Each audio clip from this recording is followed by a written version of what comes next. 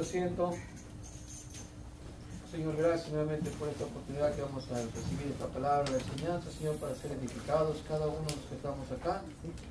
Señor, gracias por sus palabras que son alimento, comida sólida para nuestro espíritu, para nuestra alma.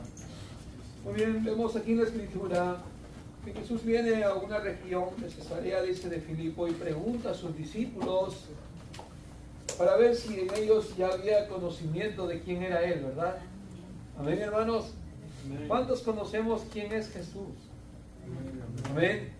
Jesús es el Hijo de Dios, es el Mesías, es el Salvador, es aquel que estaba de Él escrito en la Escritura, que vendría a salvar a su pueblo, ¿sí?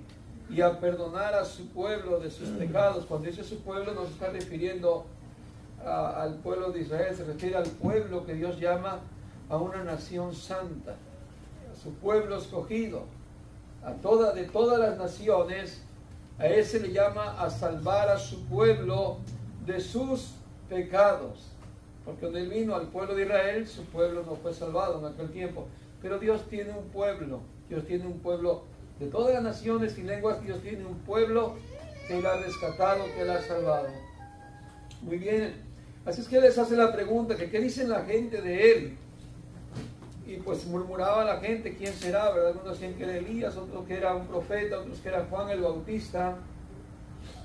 Pero Jesús quería saber la mente de sus discípulos, o cómo estaba su mente ya, si ya se había confirmado, ya lo conocían de verdad.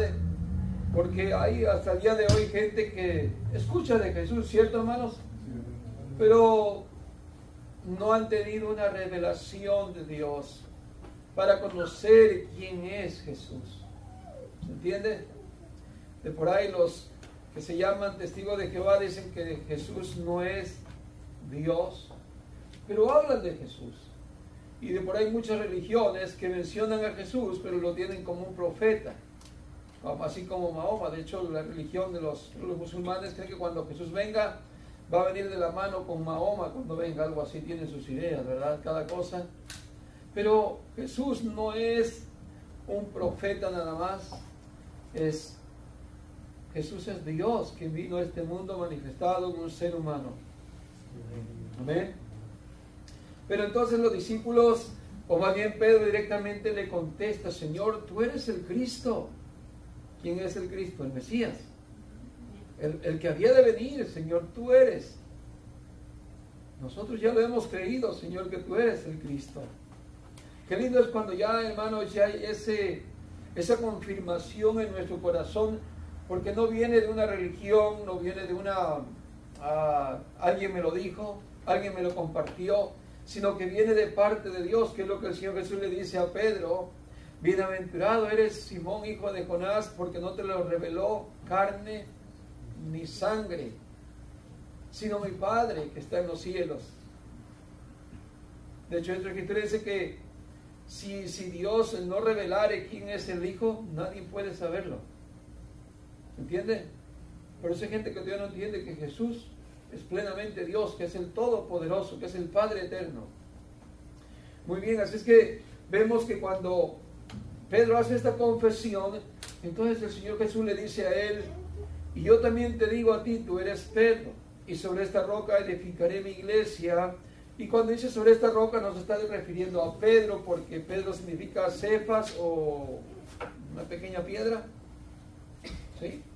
De por ahí hay quienes creen que Pedro es la piedra angular de la religión, ¿cierto? Y por ahí le han construido hasta un monumento, alguna capilla, y por eso creen que esa religión es la iglesia que Cristo fundó, y agarran estas escrituras para decir, mira, aquí está la iglesia fundada por Jesús, porque a Pedro le entregó las llaves. ¿Cierto? ¿Has escuchado eso? Pero eso no está dando en la escritura. El Señor le está diciendo a Pedro que ahora que él entiende quién es Jesús, Él le dice, mira, sobre esta roca, y se está refiriendo a Él mismo, Jesús, edificaré mi iglesia. Cristo es la roca angular, la piedra angular desechada por los edificadores. ¿sí? Y en ningún otro hay salvación, dice Hechos 4:12, ¿verdad? Porque no hay otro nombre bajo el cielo dado a los hombres en que podamos ser salvos. Y cuando dice, sobre esta roca edificaré mi iglesia, y las puertas del Hades no prevalecerán contra ella, quiere decir que cuando estamos en Cristo Jesús, ni la muerte, ni la vida, ni ángeles, ni principados, ni enfermedades, ni pobreza, ni riqueza, nada nos puede separar del amor de Dios que es en Cristo Jesús. Porque estamos fundados, cimentados en la roca de nuestra salvación. ¿Cierto? Ya sé que vivimos para el Señor. Ni el mundo ni el pecado nos puede separar del amor de Dios y de la comunión y de la salvación que tenemos con Dios y de Dios. Amén. Eso significa, sobre esta roca edificaré mi iglesia, y las puertas del Hades no van a prevalecer contra ella. Así vengan fuertes tormentas, fuertes golpes, fuertes ataques del Hades, del enemigo, de Satanás. La iglesia, el cristiano, no va a ser destruido, no va a ser derribado, porque está fundado en una roca firme de salvación. No es una religión, es la roca firme de salvación. Miren, por ahí las religiones van a desaparecer y van en el día del juicio, van a servir de nada. Pero el que esté fundado en la roca, en aquel día estará de pie delante del Señor. ¿Se entiende? Muy bien. Así es que el Señor le dice también, y a ti te daré las llaves del reino de los cielos, y todo lo que atares en la tierra será atado en los cielos. ¿Cuáles son las llaves del reino de los cielos? Es la palabra de Dios, es el evangelio del Señor Jesús. Eso es la llave que le entrega al apóstol Pedro. ¿Cierto, hermanos? Muy bien. Ahora, aquí dice, de todo lo que atares en la tierra será atado en los cielos. Y por ahí muchos piensan que porque van y se confiesan a alguien y le perdona sus pecados aquí en la tierra, si ya está perdonado en el cielo. No, hermanos, eso no es. Ellos lo están tratando de acomodar todo así. Como la escritura que está en Apocalipsis de esta mujer que está rodeada de las estrellas y todo esto en símbolos de esta mujer que aparece en Apocalipsis. Y bueno, resulta que tal religión ha hecho una imagen igual, ¿no? Tiene sus estrellas y tiene todo eso que le copiaron del libro de Apocalipsis. Y ellos dicen, aquí está, dice la imagen de aquella mujer, y la adoramos y la veneramos. Y son puras falsedades. Pero que vemos aquí que el Señor le dice, todo lo que atares en la tierra será atado en el cielo. Cuando se predica la palabra del Señor, sin duda Satanás queda atado. ¿Se entiende? Como cristianos experimentamos cuando conocemos la verdad del Evangelio, la palabra del Señor, y el poder de la palabra del Señor, el poder del Evangelio ata a Satanás. Y estábamos en vicios, estábamos en desenfreno, vivíamos en una vida separada de Dios, llena de una vida pecaminosa y práctica pecaminosa. Pero ¿qué sucedió cuando oímos el Evangelio? Quedó atado Satanás, el poder de Satanás, la influencia de Satanás quedó atado. ¿Se entiende? ¿Pero con qué? Con el poder del Evangelio, con el poder de la palabra de Dios. Pero hoy en día se desecha la palabra de Dios, se olvida la palabra de Dios. ¿Y cómo está Satanás en el mundo? Está desatado. Porque no se está usando el poder del Evangelio, la llave del Evangelio que Jesús les entregó a los creyentes, a sus discípulos, a sus apóstoles y a la iglesia, también a nosotros. ¿Se entiende? No solamente para compartirla, sino para practicarla. Hay un mundo de cristiandad que aparentemente son libres, que aparentemente han creído en el Evangelio y no son completamente libres para vivir una vida en santidad, una vida apartada del pecado, sino que siguen siendo víctimas o esclavos del pecado, o esclavos de Satanás, porque la palabra de Dios no está siendo aplicada. Y si no está siendo aplicada, simplemente no tienen la verdadera llave que el Señor Jesús habló. ¿Se entiende? Por ahí tienen algunas copias de llaves, pero un ejemplo, por ejemplo, si usted trae alguna llave por ahí que no es la llave de aquí, usted va a poder entrar. Pero hay gente que piensa que con cualquier llave puede entrar al reino de los cielos, ¿verdad? Y por ahí vienen esas tradiciones y costumbres y falsas enseñanzas, donde todo el mundo piensa que esa llavecita le va a introducir al reino de Dios. Nada más lejos de la verdad. Quiero que vean una escritura que está en Lucas capítulo 11, versículo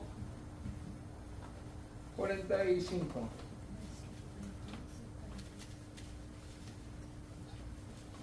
Dice así: respondiendo uno de los intérpretes de la ley, le dijo: Maestro, cuando dices esto, ¿también nos afrentas a nosotros?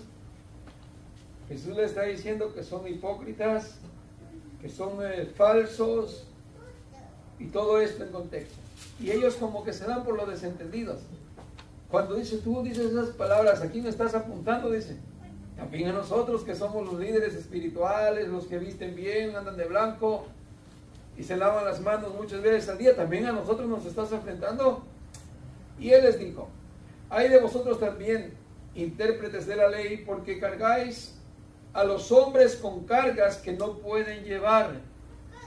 Mire, ahí está la religión. Ahí están imponiendo un montón de creencias, prácticas, costumbres, ritos, pagos, ofrendas, cooperaciones, etc. ¿Entiende? Aparte usted sabe, hay ritos como hoy en día, que caminas una cuadra de rodillas, que te haces penitencias, que pagas por esto y pagas por lo otro. Y en todas las religiones parece que tienen algo muy similar, ¿no? Siempre el estarle imponiendo carga a la gente, imponiéndole, ¿se entiende? Hasta lo más sencillo que sea, imponerle algo de carga al creyente. No que sea algo puro de Dios, sino que algo tiene que sacar el líder, el pastor, y de por ahí se han inventado tantas cosas, ¿no? Si ya no es ofrenda, si ya no es diezmo, si no es protemplo, si no es primicia, vamos a hacer una rifa y tiene que salir dinero, o hacemos comida y vendemos pupusas y tiene que salir dinero. Pero de algo se impone de carga a los creyentes. Y se les dice todavía: si no vienes, si no cumples, si no compras, no eres fiel a Dios, no amas a Dios. ¿Qué testimonio das si no compras la comida? Por lo menos compra un plato, llévate uno. Todo eso llegamos a ver en este tiempo hoy.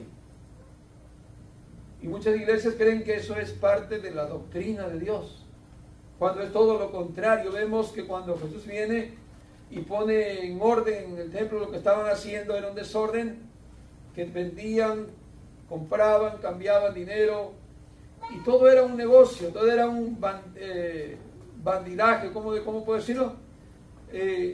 Algo que estaba fuera de orden.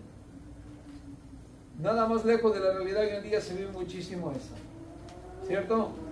Que vemos aquí, el Señor está diciéndole a los intérpretes de la ley y a los religiosos en aquel tiempo: hay de ustedes, intérpretes de la ley también, porque ustedes imponen cargas pesadas a los hombres para que sean como ellos. Más si no eran verdaderos legítimos israelitas, era peor.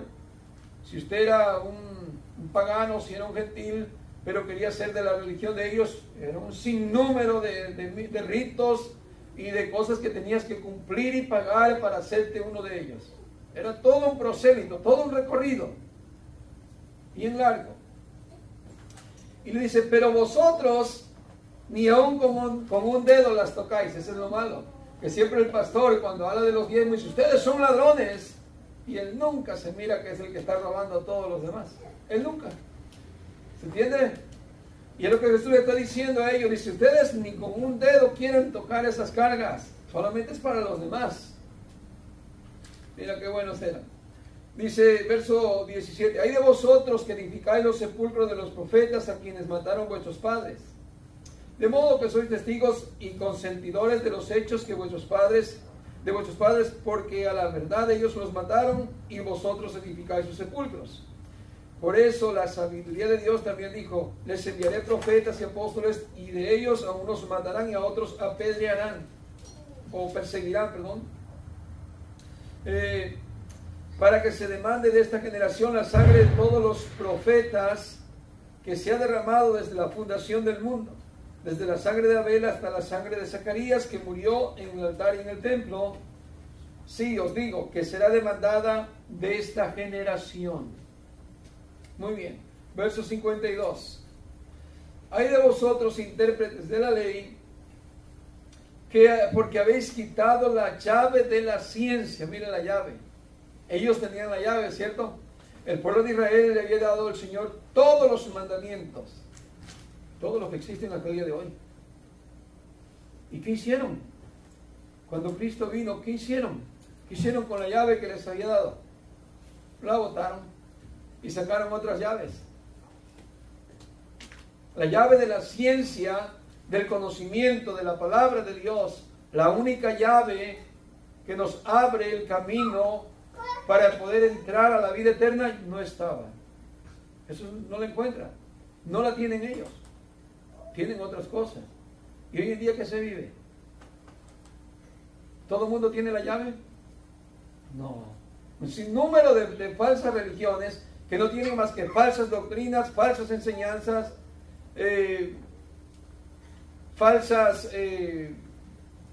hasta falsas Biblias tienen, ¿cierto? Quienes han creado su propia Biblia. ¿De qué estamos también hoy viendo en este mundo? Lleno de tanta falsedad. Si Jesús viene nuevamente y en este tiempo es casi como el tiempo que Él vino, nuevamente con tanta apostasía. Pero es necesario que esto pase también, dice la Escritura, que antes que venga el Señor se levantará la apostasía. Es necesario, muy necesario. Muy bien, ¿qué vemos ahí? Le dice: hay de vosotros, intérpretes de la ley, porque habéis quitado la llave de la ciencia.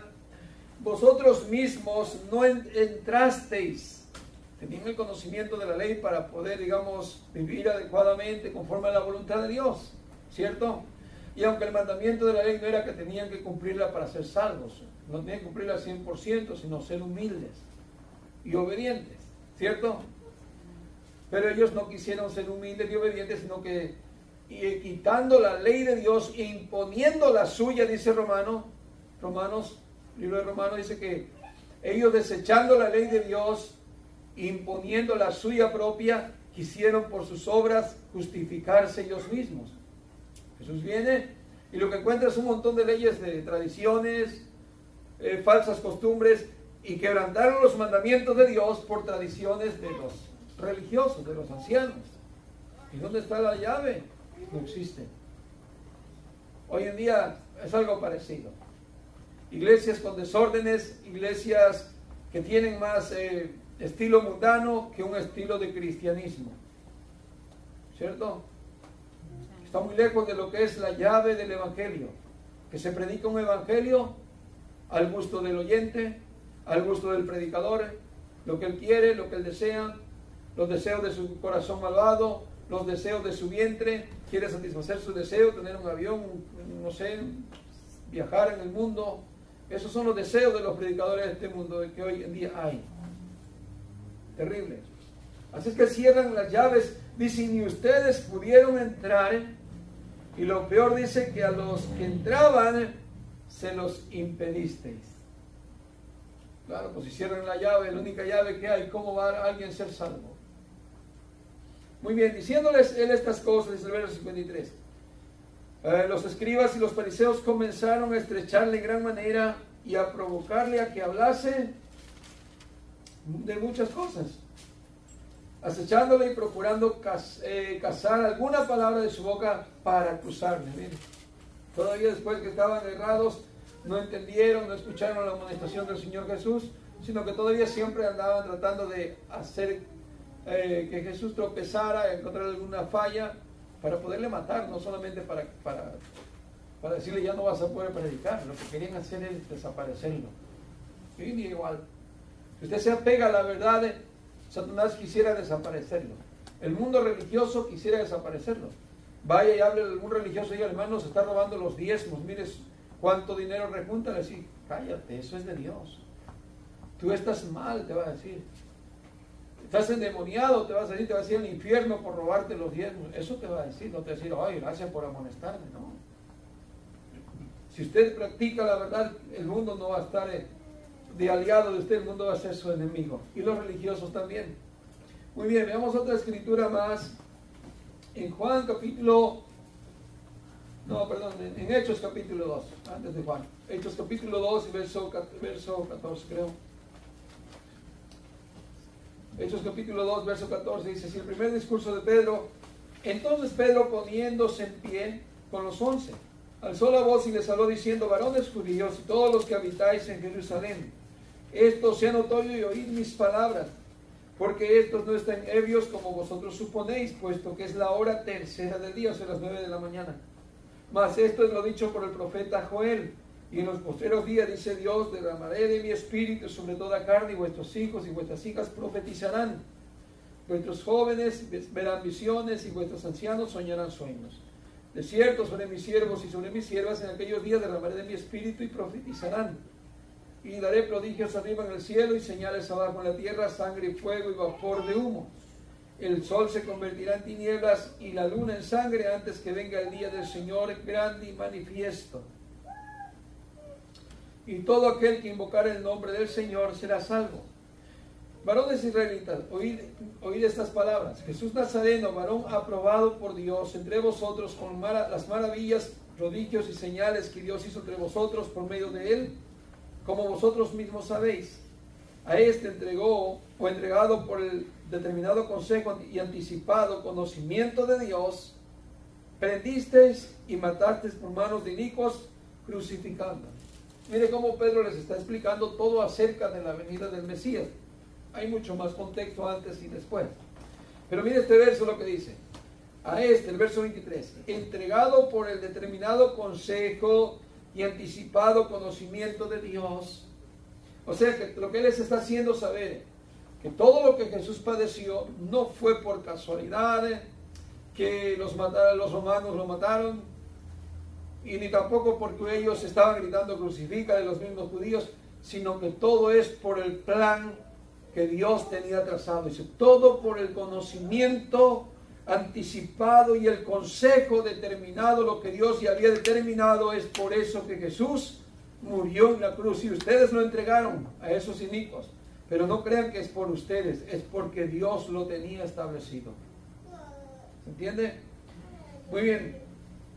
Dice, verso 24, al cual Dios levantó sueltos los dolores de la muerte, por cuanto era imposible que fuese retenido por ella. Porque David dice de él, veía al Señor siempre delante de mí, porque está a mi diestra, no seré conmovido. Por lo cual mi corazón se alegró y se gozó mi lengua, y aún mi carne descansará en esperanza. Porque no dejarás mi alma en el Hades, ni permitirás que tu santo vea corrupción. Me hiciste conocer los caminos de la vida, me llenarás de gozo con tu presencia. Varones hermanos, se os puede decir libremente del patriarca David que murió y fue sepultado, y su sepulcro está con nosotros hasta el día de hoy. Pero siendo profeta y sabiendo juramento, Dios le había jurado que de su descendencia en cuanto a la carne levantaría al Cristo para que se sentase en su trono. Viéndolo antes, habló de la resurrección de Cristo, que su alma no fue dejada en el Hades, ni su carne vio corrupción. O sea que no se pudrió su carne, como lo de un hombre natural. Dice así que, verso 22, a este Jesús resucitó Dios, de lo cual todos nosotros somos testigos.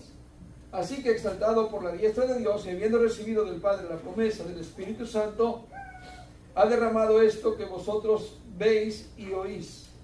Porque David no subió a los cielos, pero él mismo dice, dijo el Señor a mi Señor, siéntate a mi diestra, hasta que ponga a tus enemigos por estrado de tus pies. Sepa pues ciertísimamente toda la casa de Israel, que a este Jesús, a quien vosotros crucificasteis, Dios le ha hecho Señor y Cristo. Al oír esto se compungieron de corazón y dijeron a Pedro y los otros apóstoles, varones hermanos, ¿qué haremos? Pedro les dijo, arrepentíos y bautícese cada uno de vosotros en el nombre de Jesús, el Cristo, para el perdón de los pecados, y recibiréis el don del Espíritu Santo. ¿Qué es lo que está haciendo el apóstol ahí?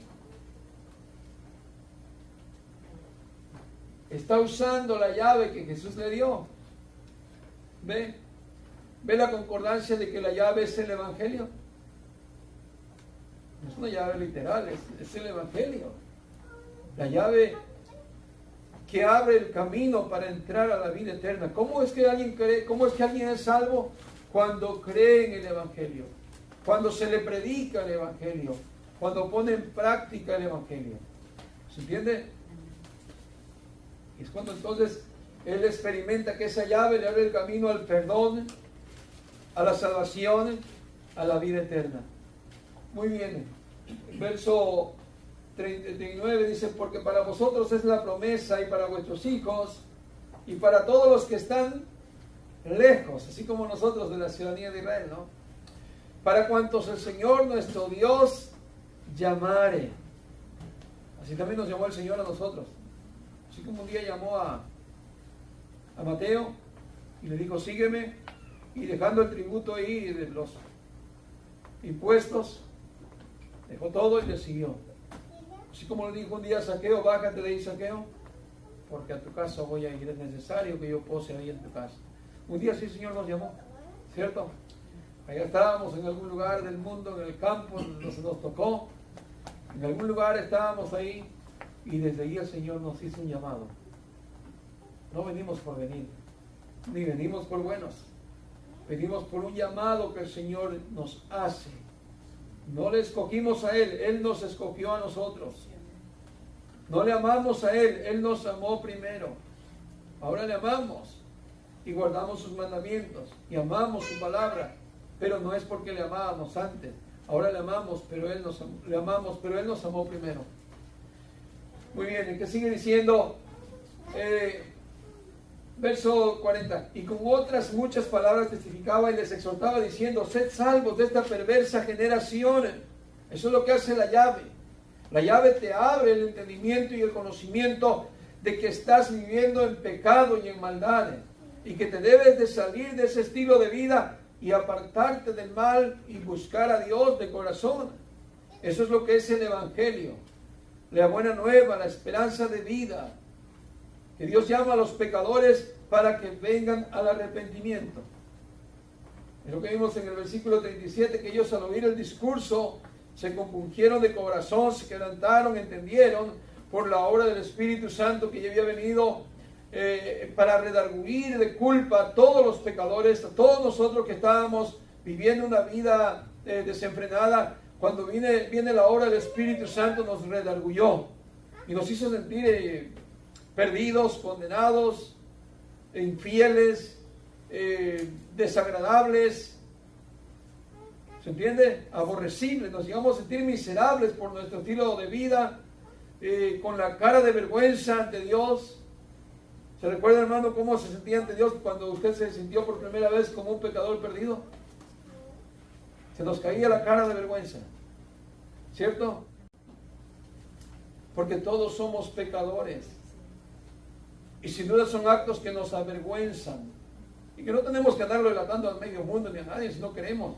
Pero delante de Dios sí nos tenemos que confesar nuestro pecado. Y de hecho lo hicimos cuando nos convertimos al Señor.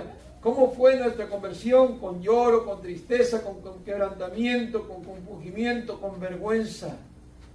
Me recuerdo el estudio de noche de aquel publicano que estaba con su rostro en el piso, en la entrada del templo, ¿no? No aquí en el altar, como diciendo acá, a ver, hermano, yo levanto mis manos, soy puro y santo como el fariseo. Sino es que estaba en una esquina ya que no quería ni notarse, con una cara de vergüenza, y decía, Señor, sé propicio a mí porque soy un pecador. Así venimos al Señor, con una cara de pena, de tristeza y de una vergüenza tan grande, ¿no? Y eso es lo que hace el Evangelio, nos confronta, nos redarguye. La palabra de Dios es poderosa para limpiarnos del pecado y de la culpa, pero también para que nos corrija, nos enseñe, nos exhorte, nos dirija, ¿cierto? Nos hace sentir que estamos haciendo lo malo delante de Dios. Así es que dice él que en el verso 40 que con muchas palabras les testificaba y les exhortaba diciendo, sed salvos de esta perversa generación. Pero hoy en día hace poco se predica eso, de ser salvos de esta. Se predica un montón de bendiciones y beneficios, y Cristo te ama mucho y abre la puerta porque está afuera el pobrecito y tú no le quieres abrir la puerta. Jesucito está atrás de ti, todo el día anda detrás de ti, pobrecito, el Espíritu Santo que anda detrás de ti. No, venden un evangelio muy barato. El verdadero evangelio no es así. Dios no anda detrás del pecador. Dios no anda como un miserable siguiéndolo y esperando a ver qué momento ese pecador le va a hacer caso a Dios y decirle, oh, ya tengo 5 minutos para ti, ¿qué quieres? No, Dios no anda así. Dios está irado con el pecador. Dios está muy molesto con el pecador todos los días de vida que tenga ese pecador. Dios le extiende su misericordia mientras viva. Dios le extiende su paciencia mientras tenga vida. Pero no es que Dios ande por ahí muy triste y dice, ay, que Dios está muy triste porque el pecador anda ahí sufriendo. No, hermanos. El Evangelio de Dios, el Evangelio confronta al pecador. Que si estás viviendo en adulterio, tienes que corregirte. Si eres ladrón, tienes que corregirte. Si estás viviendo una vida desenfrenada, Dios te demanda a que te arrepientas y que pongas tu vida en orden. ¿Cierto, hermanos? Y eso nos falta a veces mucho a nosotros aprender, que cuando oigamos la palabra de Dios es para enseguida corregir. Que por ahí hay cristianos que vienen al Evangelio, han creído, se han bautizado, congregan, estudian la Biblia y viven por, no sé, toda una vida todavía pecando. No señalo a nadie, solamente digo porque estas cosas vemos dentro de las iglesias. Tienen pareja, pero tienen 40,000 años de vivir juntos y no se casan ni se separan. ¿Sí he visto gente así? Cuando llega a Cristo, lo primerito que uno tiene que empezar es a corregir todo lo deficiente de nuestra vida, todo. No solamente en lo judicial, en lo terrenal, que uno tiene que estar siempre en orden, ¿cierto? Incluso la Biblia dice que no tengamos ni deuda, dice. ¿Entiende? Que tengo una deuda escondida y que no quiero pagar, me escondo que allá a fulano le pedí y yo me acuerdo que le debo y me escondo, ni le llamo, ya le borré su número, lo bloqueé. No. Nos enseña a tener una vida ordenada, a respetar las leyes terrenales. Mucho más, si estoy viviendo en unión libre y no me he casado, inmediatamente lo que tengo que hacer es casarme. Porque ya vengo en orden, vengo una vida decente, vengo una vida de Dios, pura, limpia. Sí, lo que fui antes de Cristo es otra vida, otra cuenta. Pero cuando el Señor nos perdona, empezamos una nueva vida. Y tenemos que empezar en una vida ordenando todo. Muy bien. Así es que de eso hoy se vive poco, de que sean confrontados y ser salvos de esta perversa generación. Verso 41 dice, así que los que recibieron su palabra fueron bautizados y se añadieron aquel día como ¿cuántos? 3,000 personas. Mire cuánta gente creyó en el primer discurso de Pedro. Y eso sí era una entrega de verdad, hermanos. No es como ahora en día que levanta la mano, recibe a Jesucito y sigue con tu vida, Él te ama, eres homosexual, eres lesbiana. No te preocupes, Jesús te entiende y Él sabe. Dijo el sacerdote, ¿cómo se llama? El Papa. Todos son hijos de Dios, todos los homosexuales son hijos de Dios. No, hermano, no todos son hijos de Dios. La Biblia dice claramente que no todos son hijos de Dios. A los que le recibieron, dice Juan capítulo 1, ¿no? Verso 11 o 12. Y los que creen en su nombre les dio potestad de ser hechos hijos de Dios. A los que creen en su nombre. Pero esos que creen están reconociendo su pecado. Esos que han creído que Jesús es el Mesías se apartan de su vida pecaminosa. Por eso dice que todo aquel que invoca el nombre del Señor será salvo. Pero el que invoca el nombre del Señor, que se aparte de todo pecado, que se aparte de todo mal. Porque está invocando el nombre del Señor. No está invocando cualquier nombre de la tierra, está invocando el nombre del Señor. Está diciendo, Él es mi Dios. Muy bien, dice verso 42. Y perseveraban en la doctrina de los apóstoles y la comunión unos con otros y en el partimiento del pan y en las oraciones. Esta es la vida del cristianismo. Ya dejaste tu vida pasada, Y ahora tienes una comunión entre los hermanos, así como estamos hoy, que nos damos cita. Y todos procuramos y todos nos esforzamos, tenemos compromisos secularmente, todos, ¿verdad, hermanos? Pero tenemos esto de Dios, el congregar, el perseverar en la doctrina, el tener la comunión unos con otros, el perseverar, el enseñarnos. Miren, hermanos que vienen desde lejos, otros de más cerca, pero todos con ese mismo énfasis, esforzamiento, ese deseo. Somos hijos de Dios, ya no somos del mundo. Por lo tanto, tenemos esto en común, de reunirnos para seguir creciendo, para seguir fortaleciéndonos en el Señor. Juan capítulo 20 y verso 23 dice: a quienes perdonéis los pecados, estos les son perdonados. A quienes retengan los pecados, estos les son retenidos. ¿Y eso cómo se hace? Porque hay religiones que los pasan al confesar y si ya te absuelvo de todos tus pecados. Y la verdad es que ni siquiera que el pecador sea arrepentido, solamente va y le confiesa lo que hace.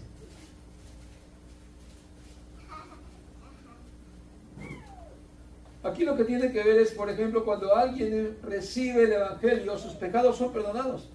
Lucas 24:47 dice que en mi nombre se predicase el arrepentimiento y perdón de pecados.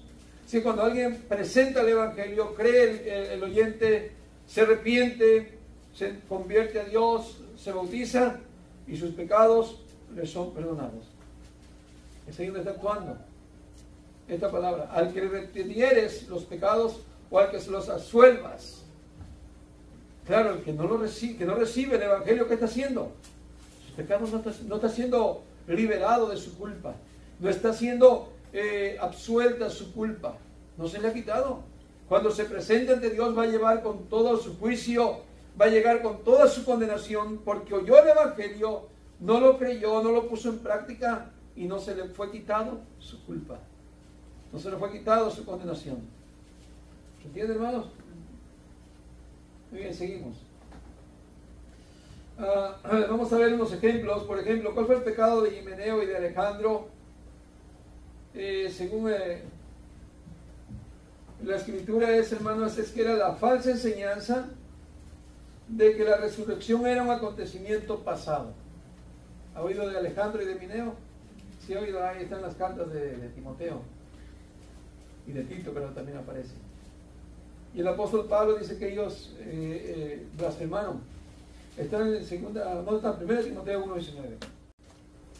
Dice así: manteniendo la fe y buena conciencia, desechando la cual naufragaron en cuanto a la fe algunos, quienes fueron, de los cuales son Himeneo y Alejandro, a quienes entregué a Satanás para que aprendan a no blasfemar. Eso de entregué a Satanás no solamente está hablando de una separación de la iglesia, de institución de la iglesia, ya no perteneces aquí a este redil, sino que se está hablando de alguien que está blasfemando contra la palabra de Dios. ¿Entienden? Y está reteniendo su pecado ahí, porque está escrito, Jesús lo dijo: cualquiera que blasfeme contra el Hijo del Hombre le será perdonado aquí en el cielo. Por alguna razón tú dijiste: ¿quién es Jesús? Antes de ser cristiano, y te va a perdonar el Señor, me va a perdonar. Pero dijo: pero cualquiera que blasfeme contra el Espíritu Santo no le será perdonado ni en esta era ni en la venidera. Y eso es lo que pasa cuando nosotros blasfemamos contra la palabra de Dios. Eso es blasfemar contra el Espíritu de Dios, porque esto es espíritu. Su palabra es espíritu y es vida. Ahora vea también en 2 Timoteo capítulo 2, 2 Timoteo capítulo 2, verso 16. Hay como un complemento de lo que hacían estos hombres. Capítulo 2 de 2 Timoteo y verso 16. Mas evita profanas y vanas palabrerías, porque conducirán más y más a la impiedad. Y su palabra carcomerá como gangrena, de los cuales son Himeneo y Fileto, que se desviaron de la verdad diciendo que la resurrección ya se efectuó, y transforma la fe de algunos. Pero el fundamento de Dios está firme, teniendo el sello, este sello. Conoce el Señor a los que son suyos y apártese de iniquidad todo aquel que invoca el nombre de Cristo. Fíjese. Que por ahí hay mucha gente que blasfemia contra el Espíritu Santo, hermanos. Y son predicadores y son líderes hasta reconocidos mundialmente. Tristemente, hermanos, los vemos ahí. ¿Qué decimos de ellos? ¿Hablamos de ellos? ¿Los criticamos? No. Se exponen. Solamente se exponen, que enseñan mentiras, que enseñan falsedades y que ojalá que se arrepientan también. Pero si no lo hacen, hermanos, según la Escritura, están reteniéndose los pecados en ellos. No están siendo liberados. En Gálatas capítulo 1, el verso 9, como antes hemos dicho, también ahora lo repito, si algunos predican el diferente evangelio del cual habéis recibido, ¿qué dice? Sea anatema. ¿Qué significa anatema? Maldito. Maldito. Sea un condenado. Sea un sin esperanza. Sea un destituido de la gloria de Dios. Eso sea.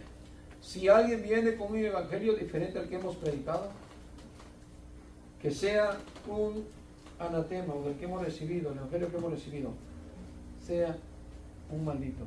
Mire cómo está reteniendo ahí el pecado. Ahí está la llave. Jesús dijo a Pedro, y no solamente para Pedro ese mandamiento: al que retenga los pecados, le serán retenidos. No es que hagas juicio contra la gente, ¿se entiende? No que usted vamos a condenar a los católicos, vamos a condenar a esa gente idólatra. No, no estamos para condenar a nadie, pero sí podemos exponer a las falsas enseñanzas, a las falsas doctrinas, falsos maestros. ¿Se entiende? Porque para eso sí nos ha puesto el Señor. No pues decir, ay, no juzgue, porque Dios no quiere que juzguemos. No, Jesús sí dice que debemos juzgar. Dice juzgar con justo juicio. No dice que nos quedemos callados y que digamos todos, es que todos somos hijos de Dios. No, hermano. Al contrario, debemos estar preparados, como dice la Escritura, para presentar defensa. Como dice, sino santificar al Señor en vuestros corazones y estar preparados para presentar defensa ante todo aquel que os demanda señal de la esperanza que hay en vosotros, con reverencia y mansedumbre, no con altivez. Yo no le voy a enseñar con altivez. Tengo que tener humildad, tengo que tener ciencia, inteligencia, usar bien la palabra del Señor, para que la llave la vea, para que la llave le sirva a él que está ciego. ¿Qué hace Pedro cuando agarra la llave? Liberta a los cautivos, sana a los cojos, sana a los que están enfermos, resucita a los que están muertos. Ese es el Evangelio. Aunque lo hizo literalmente también él, como Jesús, muchas cosas él hizo literal, pero el símbolo es que estaban muertos espiritualmente, paralíticos literalmente, y ahora están funcionando, están haciendo activos. La evidencia es que cuando oyen el primer discurso, son 3,000 los que miran, estaban ciegos y empezaron a ver. De por ahí nosotros no le predicamos a una multitud, pero por lo menos a un amigo, a un compañero, ¿entiende? Que le enseñemos el Evangelio bien y vea la salvación y abra los ojos y resucite de esa mortandad que está, ¿entiende? No es para que condenemos a nadie, pero sí para usar bien la palabra del Señor. A ver, ahí está, ¿lo tienen? Este verso se oye muy duro, ¿eh? Este verso se oye como para machetazos, todo aquello. Dice, y el que no ame al Señor Jesús, al que no ame al Señor Jesús, el Mesías o el Cristo, ¿qué dice? Sea anatema. El Señor viene. Maranata, todavía escribe aquí el apóstol Pablo. Y Maranata con signo de admiración. Alegre. Pero antes de esa alegría que expresa, fíjese lo que está diciendo como un acto de, nuevamente, no de condenación, sino de juicio, como una advertencia.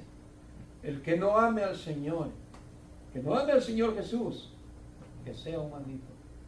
Fíjese, le está reteniendo a la gente perversa, a la gente malvada de este mundo, le está reteniendo sus pecados. No los está liberando. Lo que ates en la tierra será atado en el cielo, y lo que desates en la tierra será desatado en el cielo. Un día vamos a llegar al Señor, ¿verdad? Al cielo nuevo, tierra nueva, y liberado, Señor, me liberaste. Cuando oí el Evangelio, Señor, me rescataste, vine libre, Señor. ¿Entiendes? Pero mientras los que no fueron libres, en aquel día también estarán atados. Tristemente, hermano. Aunque digan Señor, Señor, no. ¿Por qué? Porque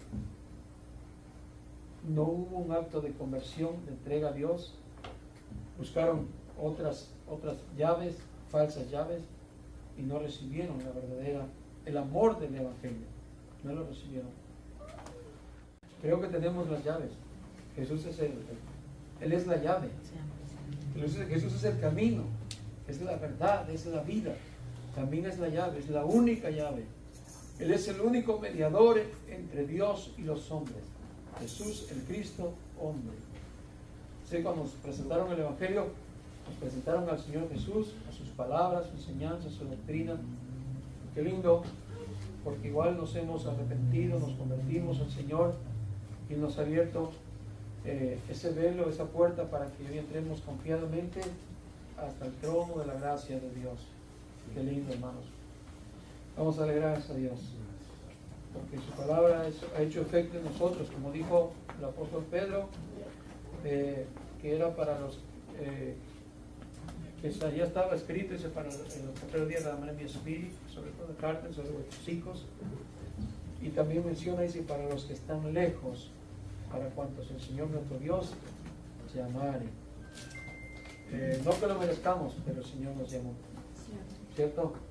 Bueno, oremos. Señor y Padre bueno, le damos las gracias